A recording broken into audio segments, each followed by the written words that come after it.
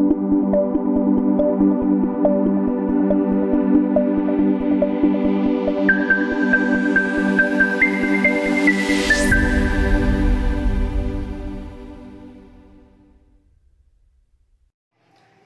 दोस्तों, सृजल academy YouTube channel में आप लोगों का स्वागत है। और रोज़ की अपेक्षा आपने जो इससे पहले क्लास में पढ़ा था स्थलीय सीमा, और स्थलीय सीमा ज्योग्राफी में जो आपका टॉपिक चल रहा था, यदि हम लोग उसको देखें तो स्थलीय सीमा आपको पढ़ा दिया गया था, जिसमें आपका कह सकते हैं कि स्थलीय सीमा में सर्क्रिक रेखा बताया गया था, रेडक्लिफ रेखा बताया गया था, इसके अलावा आपका डूरंड रेखा बताया गया था, सियाचिन बताया गया था, और मैकमोहन रेखा बताया गया था, ब्लू रेखा बताया गया था, और यहाँ तक कि शून्य रेखा त्रिपुरा में बताया गया था, मन्नार की खाड़ी, पाक जल संधि, ये सभी आपको जो है पूरा स्थलीय सीमा बताया गया था। अब आपको ध्यान रखना है कि हमारी स्थलीय सीमा कुछ विवादित है। इसका मतलब है कि विवादित सीमाओं से श्योर है इस बार क्वेश्चन पूछेगा। आपने देखा होगा कि लगभग यदि पिछले कुछ सालों में कई स्थानों पर विवाद उत्पन्न हुए जहां से क्वेश्चन बनाया जा सकता है, तो हम लोग क्या करते हैं, पहले देखते हैं जो स्थलीय सीमा हमारी विवादित है वो कौन कौन सा क्षेत्र है जो स्थलीय सीमा में विवादित है। ये देखिए, हम लोग आते हैं स्थलीय सीमा। स्थलीय सीमा जो क्या हो जाएगा, विवादित। ये ध्यान रखिएगा, आने वाले पुलिस हो, एसआई हो, एसएससी हो, रेलवे हो या टेट हो, कोई भी एग्जाम हो, ये श्योर है कि इसमें क्वेश्चन आएंगे। और आपने देखा पिछले एग्जाम में मैकमोहन रेखा आया था, उससे पिछले एग्जाम में रेडक्लिफ आया था, पुलिस में भी रेडक्लिफ आया था।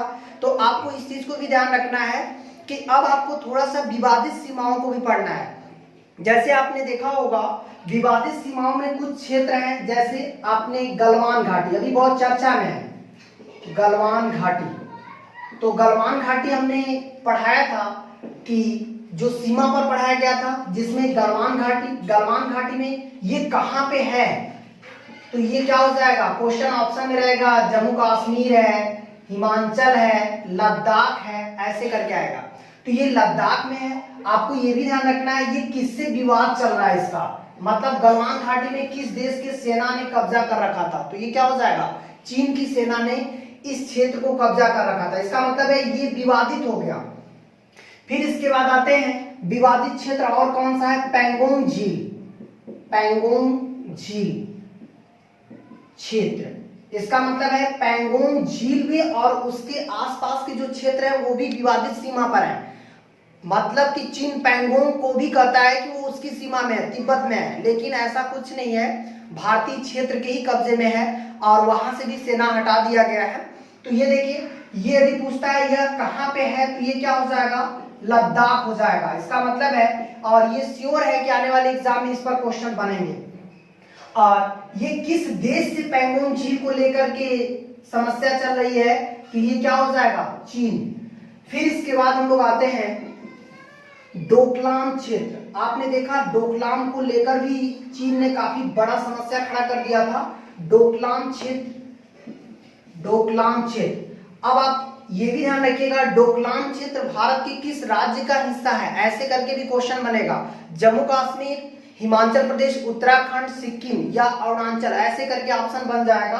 तो ये ध्यान रखिएगा, डोकलाम तो वैसे ये भूटान का है, लेकिन जो विवाद चल रहा है वो किससे चल रहा है, और भूटान ने क्या किया, भारत को दे दिया डोकलाम। इसका मतलब है कि ये भारत के किस राज्य क्षेत्र में अभी दिखाता है डोकलाम, तो ये क्या हो जाएगा, सिक्किम में दिखाता है। और इसका विवाद किस देश से हुआ था, आपने देखा लगभग 71 दिनों तक डोकलाम में सेना रही है, फिर बाद में चीनी सेना वापस कर दी गई। यह क्षेत्र जो है किस राज्य का जो है कह सकते हैं किस राज्य में आता है, तो सिक्किम में आता है। फिर इसके बाद हम लोग आते हैं काला पानी क्षेत्र। अभी हाल ही में एक देश ने काला पानी क्षेत्र को अपने हिस्से में बताया था। ये देखिए काला पानी क्षेत्र, ये भी हमारे ही जो है राज्य का एक हिस्सा है, हमारे देश का एक हिस्सा है काला पानी। काला पानी क्षेत्र भारत के किस राज्य में आता है, ऐसे भी करके क्वेश्चन बन सकते हैं। तो काला पानी जो क्षेत्र है यह भारत के किस राज्य में आता है, तो ये हो जाएगा आपका काला पानी क्षेत्र उत्तराखंड में आता है, उत्तराखंड। और आपको ये भी ध्यान रखना है ये किस देश से विवादित चल रहा है। अभी एक देश ने अपने नए मैप के अनुसार काला पानी क्षेत्र को क्या किया, अपने देश का हिस्सा बना दिया। तो ये कौन सा देश है जी ऐसा किया है, तो ये क्या हो जाएगा, नेपाल हो जाएगा। फिर इसके बाद हम लोग आते हैं लिपुलेख क्षेत्र। लिपुलेख दर्रा भी है और लिपुलेख क्षेत्र भी है।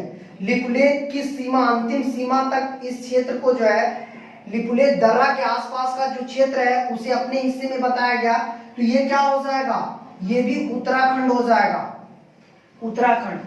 ये किस देश से विवाद चल रहा है, नेपाल से। फिर इसके बाद हम लोग आते हैं, आपका अगला हो जाएगा लिपुलेख के बाद नाथुला क्षेत्र। नाथुला दर्रा है, ये काफी इंपॉर्टेंट है। नाथुला क्षेत्र मतलब नाथुला दर्रे के आसपास आपने देखा होगा कि चीनी सेना दिखाई दी। इसका मतलब है कि नाथुला दर्रा भी वो अपने हिस्से में मानते हैं। तो अब इससे क्या होता है कि नाथुला क्षेत्र या नाथुला दर्रा भी क्वेश्चन बन सकते हैं। हालांकि आपको दर्रा जब बताया जाएगा तब ये आपको बता दिया जाएगा कि कौन से राज्य में जो है कौन सा दर्रा है। और ये नाथुला क्षेत्र जो है ये किस राज्य में है, तो ये क्या हो जाएगा, सिक्किम में है, सिक्किम में। और ये भी ध्यान रखिएगा यह किस जो है देश से इसका विवाद चल रहा है, ये भी क्या हो जाएगा, चीन से विवाद चल रहा है। फिर इसके बाद आते हैं 3 बीघा जमीन विवाद। ये देखिए 3 बीघा जमीन विवाद, ये भी हमारे सीमा क्षेत्र का ही एक विवाद है। 3 बीघा जमीन विवाद ये हो जाएगा पश्चिम बंगाल में। और ये किस देश से इसका विवाद चल रहा है, तो ये हो जाएगा बांग्लादेश। इसका बांग्लादेश से विवाद चल रहा है 3 बीघा जमीन से।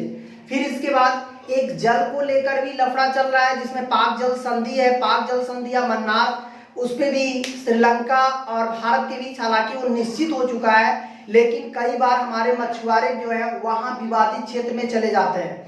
तो इसका मतलब है पाक जल संधि या पाक जल डमरू, ये सभी जो है भारत के स्थलीय सीमा के विवादित क्षेत्र हैं। ध्यान रखिएगा इस बार क्वेश्चन इस पर श्योर आएगा, कोई न कोई एक टॉपिक उठाएगा और बोलेगा कि यह किस राज्य में है या किस देश का जो विवादित क्षेत्र माना गया। और आपको ये भी क्वेश्चन आ सकते हैं कि भारत की सर्वाधिक सीमा, जो भारत की सर्वाधिक सीमा जो है किस देश से विवाद तैयार कर रही है। तो भारत की सर्वाधिक सीमा देखिए, सबसे ज्यादा आपने किस देश को देखा इसमें, तो ये क्या हो जाएगा, चीन। इसका मतलब है कि हमारी जो सीमाएं हैं वो आपका चीन से ज्यादा विवाद है। नदियों को लेकर यदि समस्या आएगी कि नदियों को लेकर के सबसे ज्यादा विवाद भारत का किस देश से रहा है, तो यहाँ पर आपका हो जाएगा भूटान और नेपाल। वहां पर नदियों से लेकर कुछ विवादें रही हैं, बाकी चीन से केवल एक ही नदी को लेकर विवाद है, ब्रह्मपुत्र नदी को, तो नदियों के जल को लेकर जो विवाद है। और इधर यदि हम लोग आएंगे उत्तर भारत की तरफ, तो नदियों को सबसे बड़ा विवाद जो है भारत का पाकिस्तान से है, क्योंकि भारत खुद ही जो है नदियों का जल रोकता है, जिसके कारण ये विवाद है। अब देखिए आपने पूरा सीमा पढ़ रखा था और उस सीमाओं में कुछ क्षेत्रों में विवाद भी है। तो यही सभी विवाद हैं जिसको लेकर के क्वेश्चन बना या जिसको लेकर के हमेशा जो है दोनों देशों में काफी बड़ा तनाव भी तैयार हुआ। तो इसका मतलब है कि इन्हीं सभी स्थलीय सीमा से क्वेश्चन बन सकते हैं। अब फिर नेक्स्ट टॉपिक आपका रहेगा स्थिति और विस्तार। ये देखिए स्थिति व विस्तार। हाँ, अब हम लोग आते हैं स्थिति और विस्तार। यदि हम लोग स्थिति की बात केवल करें, मतलब भारत की स्थिति कैसी है, तो ये ध्यान रखिएगा हम लोग एशिया के दक्षिण में स्थित हैं, मतलब दक्षिण एशियाई देश में आते हैं। तो ये देखिए भारत एशिया के दक्षिण में है, एशिया के दक्षिण में स्थित है। इसका मतलब है भारत एशिया के दक्षिण में स्थित है, इसका मतलब दक्षिण एशिया का देश माना जाता है। और अक्षांश तथा देशांतर रेखा की दृष्टि से, अक्षांश तथा देशांतर रेखा की दृष्टि से रेखा की दृष्टि से भारत उत्तरी पूर्वी गोलार्ध में है। भारत उत्तरी पूर्वी गोलार्ध में स्थित है। भारत उत्तरी पूर्वी गोलार्ध में स्थित है। ये देखिए अक्षांश और देशांतर रेखा की दृष्टि से हम इसकी स्थिति जानेंगे। और उत्तरी पूर्वी गोलार्ध में स्थित है। फिर इसके बाद हम लोग आते हैं इसका विस्तार, मतलब ये कितनी दूरी तक फैला हुआ है, इसकी टोटल कुल लंबाई पूर्व से पश्चिम, उत्तर से दक्षिण। यदि हम लोग विस्तार की केवल बात करें दूसरे टॉपिक का, तो ये देखिए भारत का विस्तार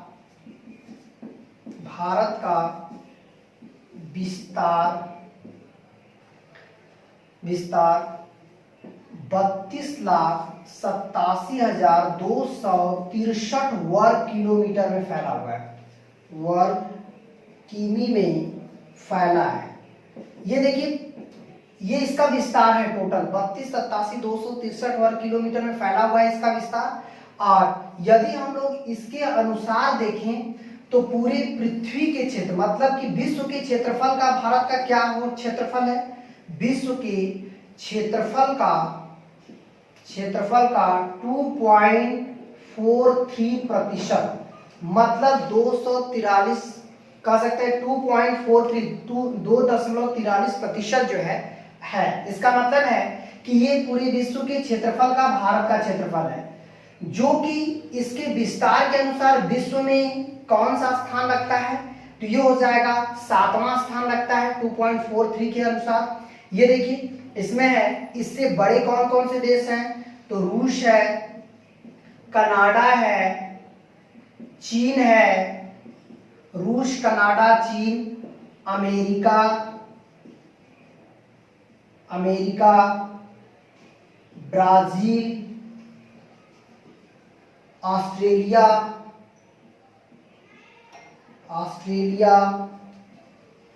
और भारत। तो ये देखिए ये सबसे बड़ा देश है क्षेत्रफल के, सेकंड ये है, थर्ड चीन है, फोर्थ पे अमेरिका है, फिफ्थ पर ये है, 6 ऑस्ट्रेलिया और 7वां भारत। क्षेत्रफल की दृष्टि से यदि हम लोग इसका विस्तार देखें तो विश्व का 2.43% इसका क्षेत्र है, जिसमें भारत 7वां नंबर पे है। लेकिन ध्यान रखिएगा जनसंख्या की दृष्टि से दूसरा है, मतलब विश्व की 17.5% जनसंख्या कहाँ रहती है, भारत में रहती है। ये देखिए यदि हम लोग जनसंख्या की दृष्टि से देखें, जनसंख्या की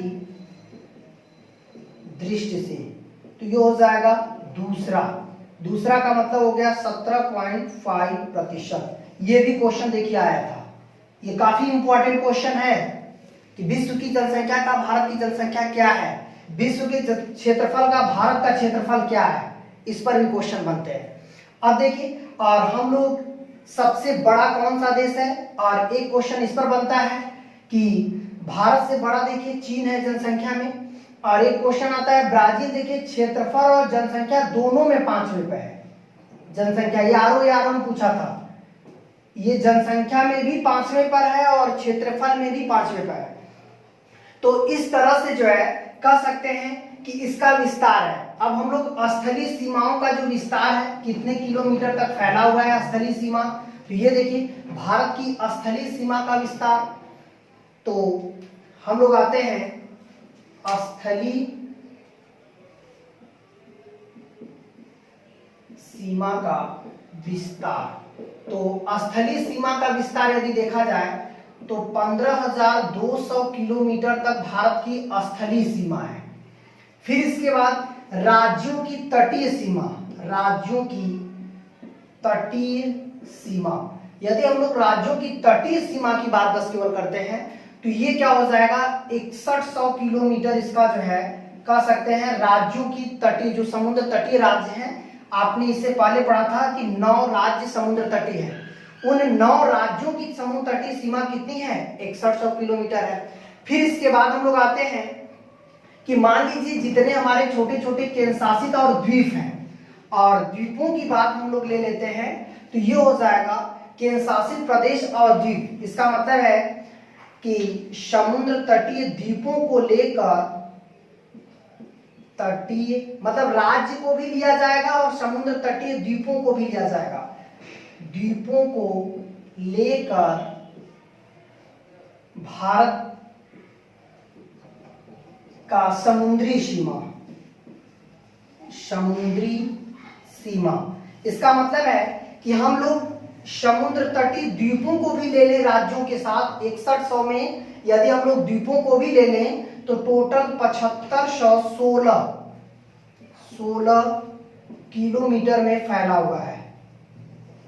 इसका मतलब है इसको और इसको दोनों को जोड़ देंगे, भारत के टोटल सीमा हो जाएगा।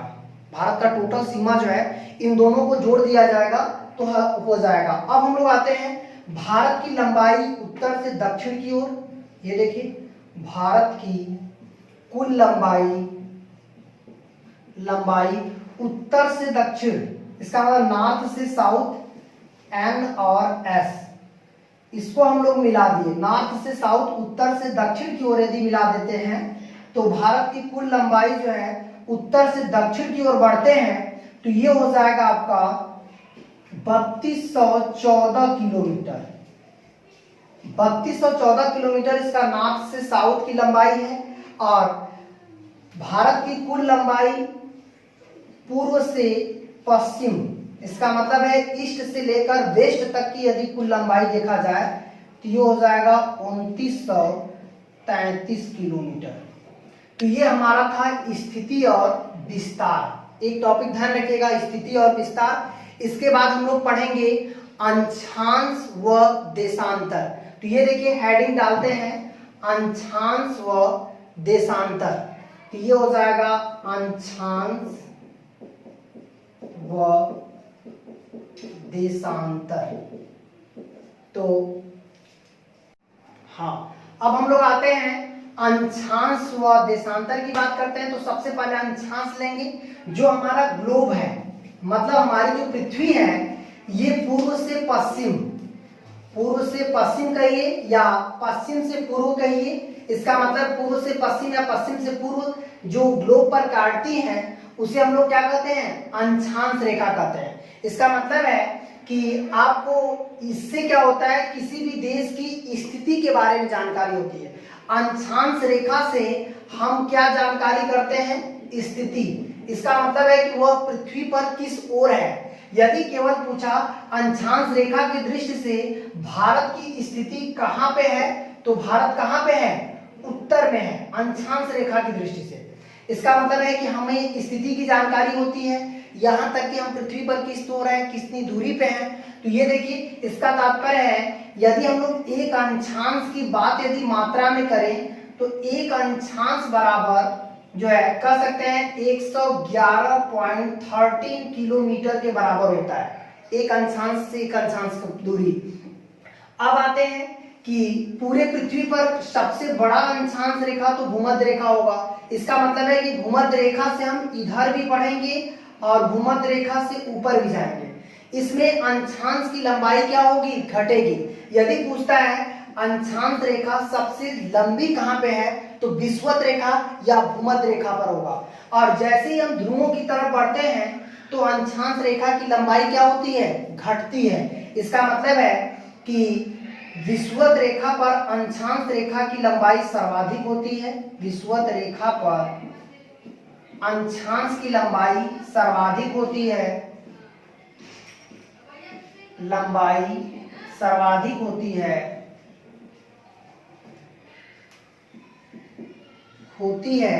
और ये भी आपको ध्यान रखना है। लेकिन ध्रुवों की ओर जाने पर, लेकिन चाहे वो दक्षिणी ध्रुव की तरफ बढ़े या उत्तरी ध्रुव की तरफ बढ़े, ध्रुवों की ओर जाने पर इसकी लंबाई क्या होगी, घटेगी।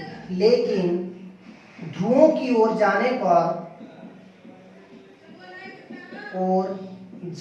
पर इसकी लंबाई घटती है।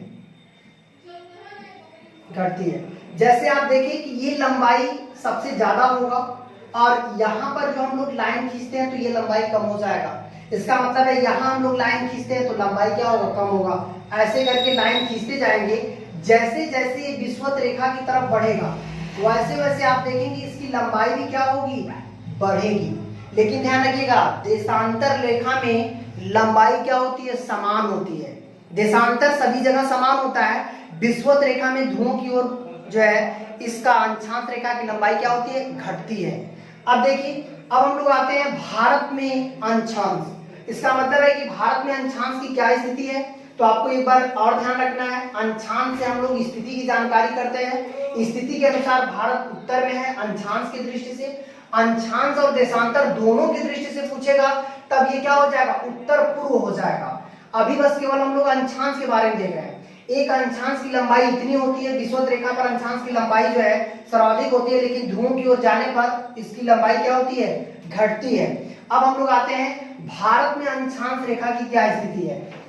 तो ये देखिए अंशांश रेखा जो भारत में हम लोग समझेंगे तो थोड़ा इसको मैपिंग से समझेंगे, एरो वाइज समझेंगे कि लाइनिंग से किस तरह से। जैसे एक अंशांश हमारा उत्तर में हो गया नॉर्थ, दूसरा जो है हमारा अंशांश क्या हो गया भारत के बीचों बीच जिसको हम लोग कर्क रेखा कहते हैं, जिसपे 8 राज्य आते हैं। और फिर तीसरा अंशांश जो है दक्षिणी अंशांश हमारा हो गया तमिलनाडु कन्याकुमारी के पास। और सबसे लास्ट एक अंशांश है जो ग्रेट अंडमान में आता है, जो ग्रेट निकोबार में आता है, यहाँ पर हो जाएगा इंदिरा पॉइंट। यहीं पे नाम भी है, जैसे यहाँ पर हो जाएगा इंदिरा कॉल। अब इस पर एक क्वेश्चन और आता है, यह भारत का अंतिम उत्तरी बिंदु है। ये देखिए भारत का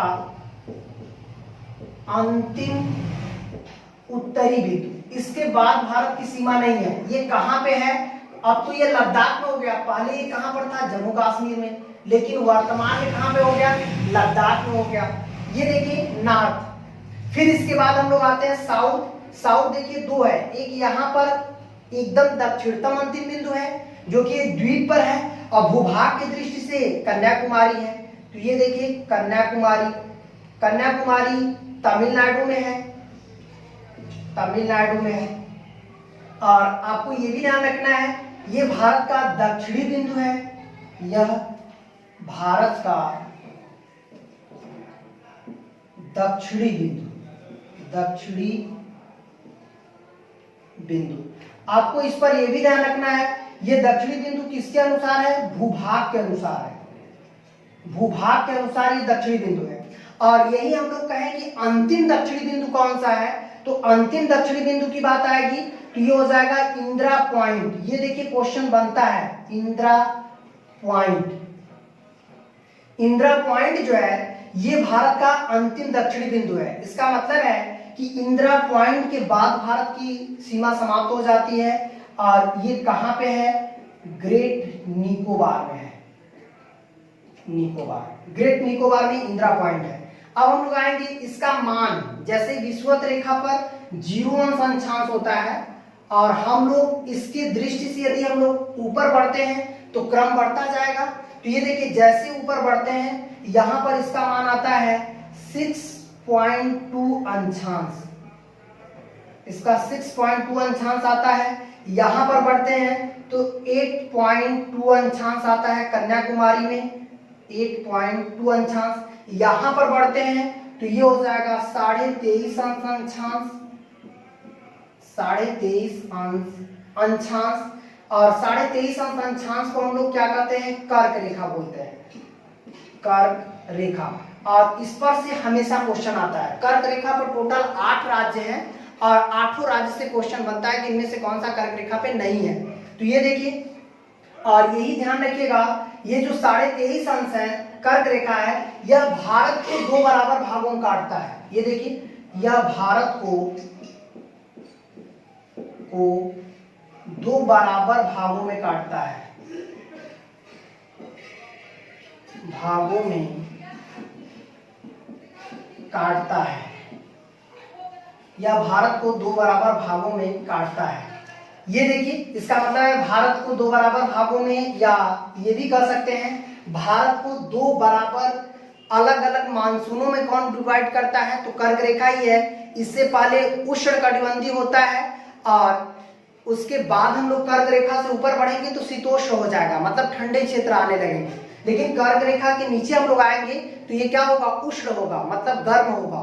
अब देखिए ये दो अलग मानसूनों में भी अलग करता है कर्क रेखा, और इस पर 8 राज्य कौन कौन से हैं, तो सबसे पहले आता है गुजरात, फिर राजस्थान,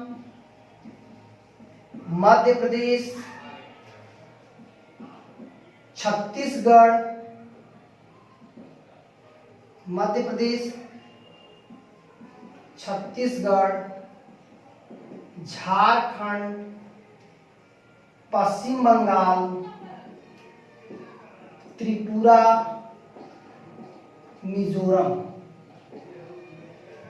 ये 8 राज्य आते हैं। ये भी ध्यान रखना है, एक राज्य की सीमा है, एक राज्य की राजधानी है जो कि कर्क रेखा पे है, तो ये किस राज्य की राजधानी कर्क रेखा पे है, तो ये हो जाएगा झारखंड की राजधानी जो रांची है वो कर्क रेखा पे है।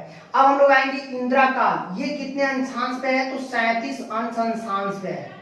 37.6 होता है, लेकिन इसको 37 अंशांश भी कह सकते हैं। 37 अंशांश पे आपका टोटल जो है कह सकते हैं उत्तरी अंतिम बिंदु है।